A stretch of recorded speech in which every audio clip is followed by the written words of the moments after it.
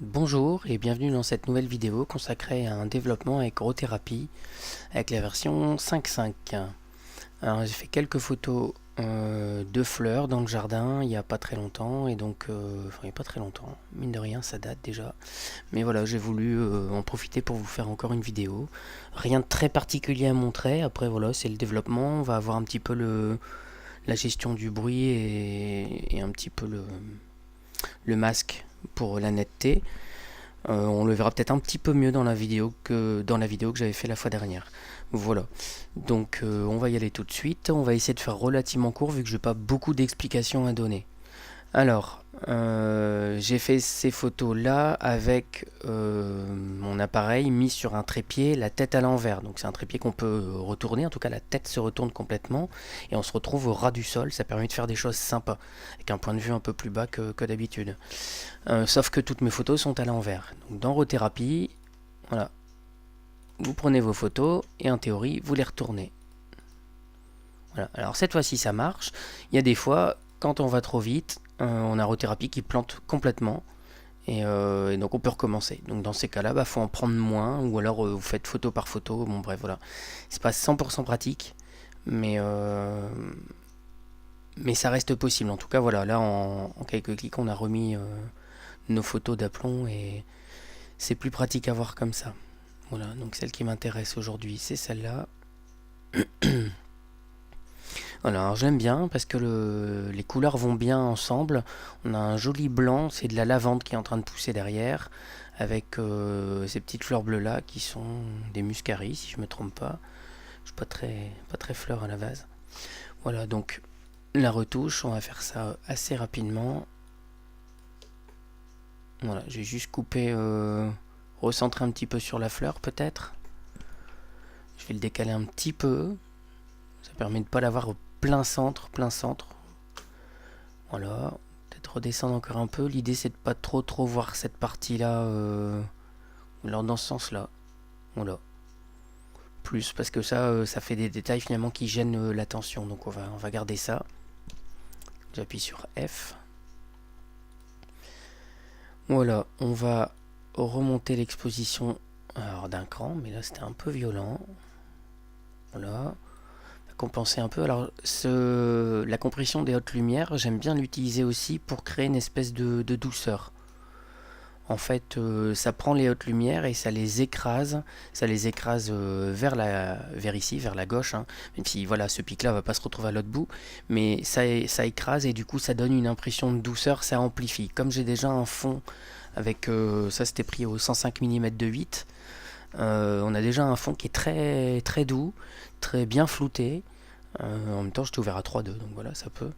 Et donc ça amplifie encore l'effet de douceur, donc j'aime bien. Voilà. Après, voilà, le développement, c'est des choix personnels. Vous avez envie de faire des trucs avec les photos, vous essayez, vous rebidouillez. Alors limite, vu que je l'ai monté, je peux le remonter encore d'un cran. Voilà. Alors, ce qu'on n'utilise pas beaucoup, voilà, en surexposition, bon, c'est pas... ouais. Ça me choque pas. Ce que je veux, c'est bien avoir un fond suffisamment blanc. Donc là, typiquement, je vais pas mettre de vignettage parce que ça va s'assombrir ici, ça va se voir très très vite et ça va pas faire beau, je trouve. Donc voilà, je vais remonter encore un cran la partie lumineuse.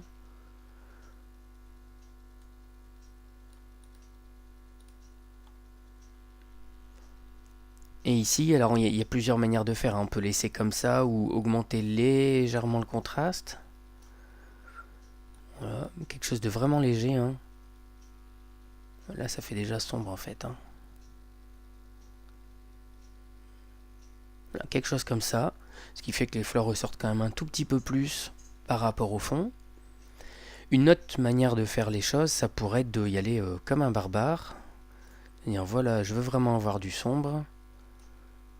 Voilà, vous voyez tout de suite que ça va pas être beau sur cette photo. L'idée c'est de faire quelque chose de... Voilà, là on a un contraste qui est très très très fort. Mais j'aime pas. On va retourner à ça. Avec, on était à peu près au premier carré là-bas. Voilà, je pense que c'est suffisant. Je vais pas débrumer, j'allais dire, l'outil de suppression de la brume là-bas. Élimination de la brume, je vais pas l'utiliser parce que je veux que ça reste brumeux justement, que ça reste un peu crémeux. Alors, après. Au niveau bruit, c'est plutôt pas mal, hein. En même temps, j'étais à ISO 100, donc ça se tient bien. Par contre, je trouve que ça manque un tout petit peu de netteté. Ces photos, elles sont jolies, mais voilà, ça manque un cran de netteté. Donc, on va s'occuper de ça. Alors, on va remonter un e-couleur. Ben, voilà. J'aurais tendance à essayer de sélectionner ça et d'avoir vraiment un blanc. Alors, si je fais ça, voilà.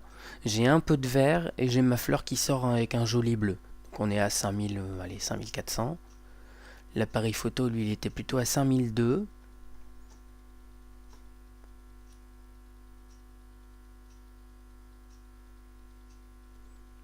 5000, ça donne encore l'aspect plus hivernal, hein, presque.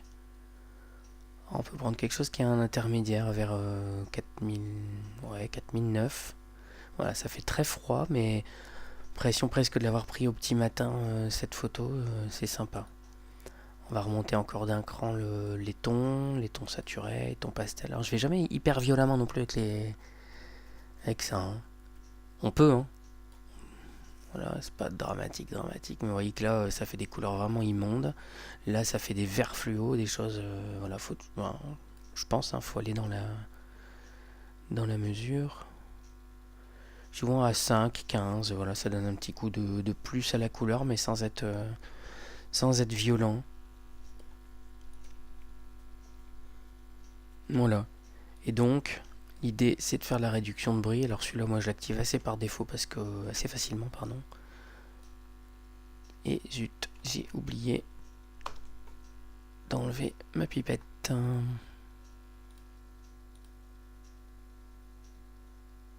Donc on était plus à 5000 quelque chose. Alors voilà, l'appareil photo, il a fait ça. On était à... Donc un tout petit peu, un chouïa plus froid que ce que donne l'appareil. Voilà, et alors là je suis embêté parce que ma pipette elle s'enlève pas.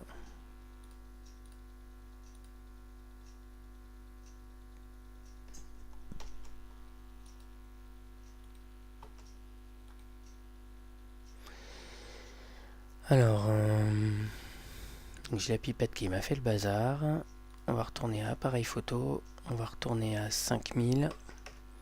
Un petit peu plus bas que ce qu'on me proposait au départ. Voilà.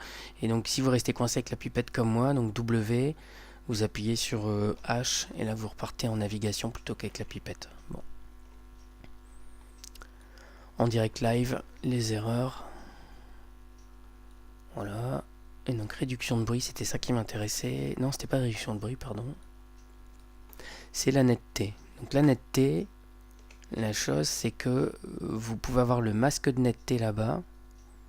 Donc le masque de contraste de netteté avec un P. Voilà, donc vous voyez que par défaut, si vous utilisez la netteté ici, vous en augmentez la quantité, vous l'appliquez partout. Ce qui est bête, parce que ici, on n'a pas envie de l'appliquer. C'est spécialement flou, c'est spécialement doux.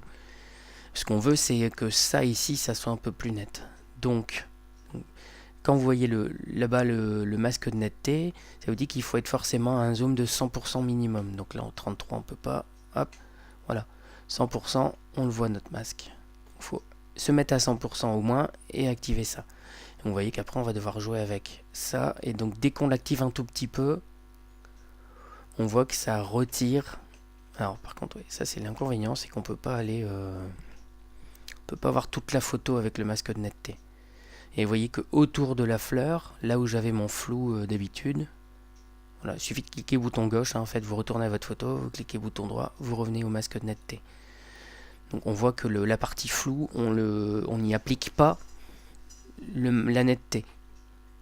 Voilà, donc la netteté s'applique essentiellement là où c'est blanc, et au moins c'est blanc, donc au plus c'est sombre, au moins on applique la netteté. Ça on avait déjà vu dans une vidéo précédente.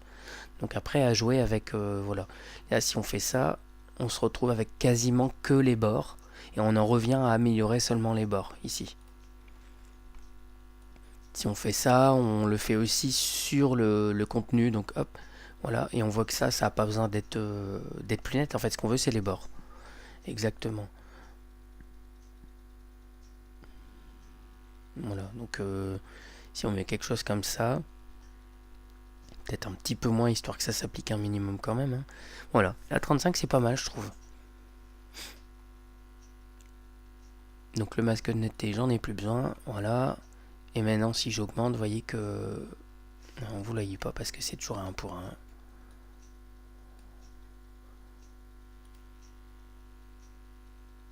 Voilà.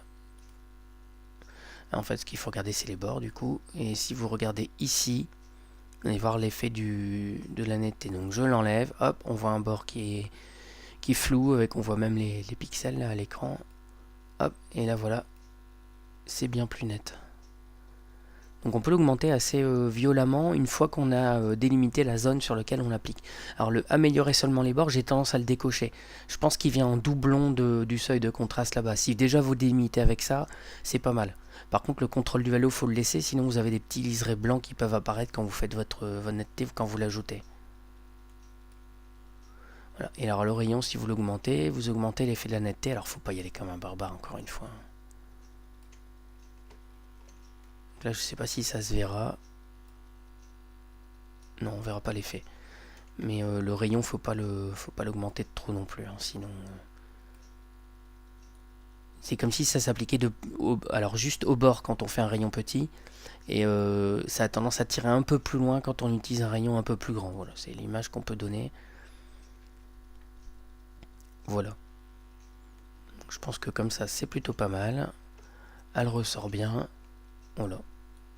Une belle photo. Alors peut-être un peu froide.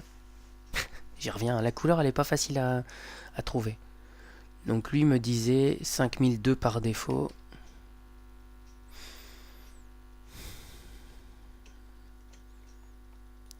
Pas sûr. Pas sûr, pas sûr. J'aurais tendance après à reprendre l'image dans GIMP et à détourer quasiment ma fleur. Et ici à virer une grande partie de la saturation et quasiment à désaturer. Et il faut garder juste voilà, la petite tige verte là comme ça. Ça ici c'est plutôt pas mal. Et ça la tige ici c'est de la faire disparaître dans GIMP.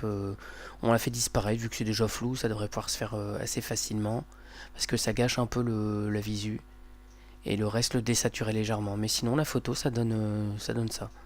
Voilà, comme ça on a refait un petit tour sur l'outil de netteté. On aurait vu la même chose, on aurait pu voir des choses ici sur le débruitage, mais là elle n'est pas bruitée du tout. Hein. Voilà, donc je l'envoie, hop, je m'aperçois qu'on est encore une fois pas loin des 15 minutes alors que je voulais aller vite. Sans commentaire. C'est parce que je vous explique que je vais pas assez vite. Voilà, et donc l'image finale, ça donne ça. C'est plutôt joli, c'est plutôt sympa et ça se met bien en fond d'écran. Alors là, format 3,5, donc ça va être moins bien pour le fond d'écran, mais 16 neuvième, il manque un petit peu de hauteur. À voir. Voilà. Bah, c'est tout pour aujourd'hui. J'espère avoir fait une vidéo intéressante pour vous. N'hésitez pas à me dire si vous en voulez d'autres, des vidéos de développement. Je pense qu'au bout d'un moment, c'est un peu toujours les mêmes outils. Je suis pas très varié dans mon utilisation de rotérapi. Mais donc voilà, à vous de voir. Si vous me laissez des commentaires me disant bah si on voit toujours quelques bricoles, quelques trucs par-ci par-là, bah j'en referai. C'est assez rapide à faire pour moi finalement. Si vous dites bah non, bah dites-moi ce que vous préférez voir dans les vidéos. Moi c'est pour vous que je le fais. Vous voyez là j'en publie 2 aujourd'hui. Pardon, j'en ai publié 2 la fois dernière. Comme je la prépare en avance. J'en ai publié 2 la fois dernière. Voilà, je cherche pas à faire des vues, des machins, des trucs. C'est toujours rigolo, c'est intéressant, mais le but c'est de faire quelque chose d'utile, surtout pour les gens qui utilisent rotérapi. Donc n'hésitez pas à me dire en commentaire ce que vous souhaitez voir comme vidéo, s'il y a des points où vous avez du mal avec rotérapi. Et puis ben si je m'en sors mieux que vous, je vais essayer de faire une petite vidéo là-dessus. Voilà, à la prochaine. Au revoir.